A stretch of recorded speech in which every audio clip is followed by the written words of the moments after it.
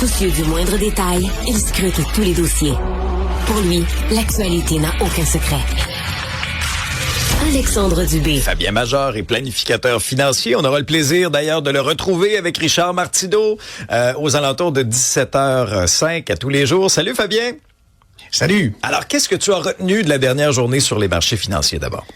Oui, c'est comme un séisme. Hein? C'est à l'échelle Richter, c'est 7 pour le Dow Jones, c'est 0,7% de repli. Le Nasdaq, 0,5. C'est les rendements obligataires qui inquiètent. Faut dire que la dette américaine a surpassé les 40 000 milliards.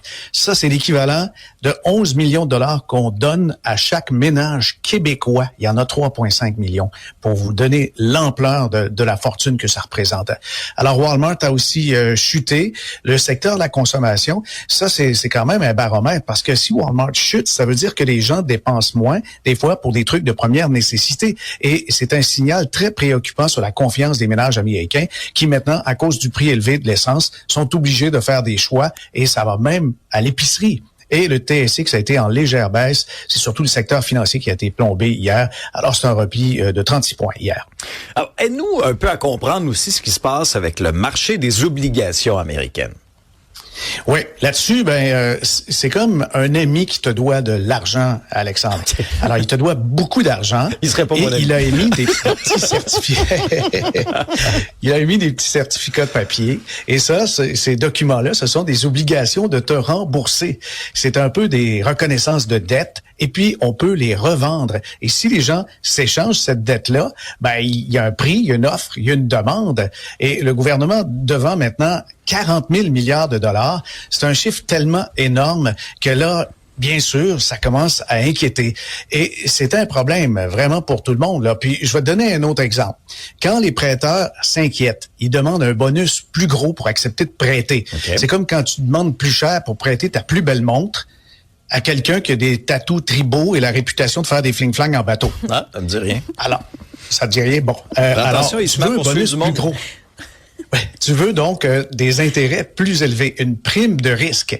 Et ça fait pencher donc le prix de l'intérêt. C'est pour ça qu'on voit les taux d'intérêt grimper sur les obligations à long terme. Et ça aussi, quand le gouvernement dit, on va réduire notre dette, ils prennent de l'argent dans la poche gauche pour rembourser de la poche droite. Et c'est ce qu'on voit, ça fait baisser la valeur du dollar américain. Et tout le monde peut écoper parce que ça peut faire de l'inflation si importer des trucs coûte plus cher puisque le dollar américain coûte moins cher, a une valeur moindre. Mais un autre signe révélateur aussi, Fabien, c'est quand les Américains commencent à avoir de la difficulté à payer leur hypothèque, là.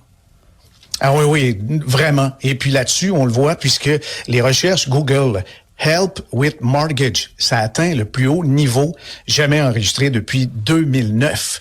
Et la cause est un peu différente, c'est que les taux ont vraiment monté. Le taux moyen sur 30 ans d'une hypothèque, c'est 6,36 aux États-Unis. Et il y a quand même donc le coût de la vie, taux élevé, qui fait que des gens veulent peut-être revoir les termes de leur hypothèque. Ce sont des signes qui sont assez durs, mais c'est une recherche Google. Il y a quelque chose quand même qui n'est pas là, c'est les recherches de foreclosure ou saisie immobilière. Ça n'a pas vraiment augmenté, mais il y a une détérioration. Ça se remarque. Alors, une tendance Google, c'est pas un signe imminent de crash, mais c'est un baromètre d'anxiété quand même qu'il faut tenir compte. Ouais. Parmi les baromètres aussi, pour ce qui est, par exemple, pour mesurer la richesse, là, Fabien, on entend beaucoup, par exemple, la moyenne, mais est-ce que c'est la moyenne ou la médiane qui est plus révélatrice? Pour moi, c'est le plus important quand on analyse une population parce qu'on voit comment la richesse est répartie.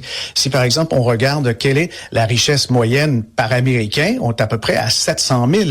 La moyenne, ça compte les multimilliardaires.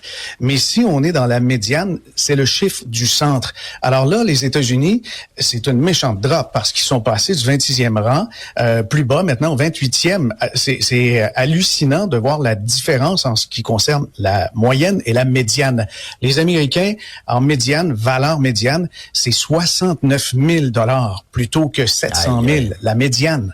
Et puis là-dessus, où je suis tombé des nues, c'est une recherche de UBS Global Wealth, ça montre que les Canadiens, eux, leur richesse médiane est de 150 000 $. Tout est en dollars US. Donc, le Canadien moyen, malgré les impôts, est plus riche que l'Américain médian en passant. Alors, c'est quand même un choc de voir ça, mais les Américains se classent très bas avec des pays comme la Grèce. Et puis, le Canada, lui, est dans la moyenne supérieure. 7e rang au monde, c'est quand même quelque chose. On est au-dessus des Suisses en ce qui concerne la richesse médiane. Là-dessus, je pense qu'on peut se consoler. On a un niveau de vie où il y a une forme d'équilibre. La répartition de richesse est peut-être plus étendue et moins concentrée qu'aux États-Unis. C'est ça, c'est peut-être plus révélateur, effectivement, d'y aller avec l'autre option, parce que c'est comme dans la vraie vie, c'est comme si on te rend de toi, puis mettons Mario. Ça ferait comme changer notre... ça fausserait les données. Isabelle et moi. En effet, je te souhaite de retrouver ta montre. Salut Fabien. Bye. Salut, bon week-end.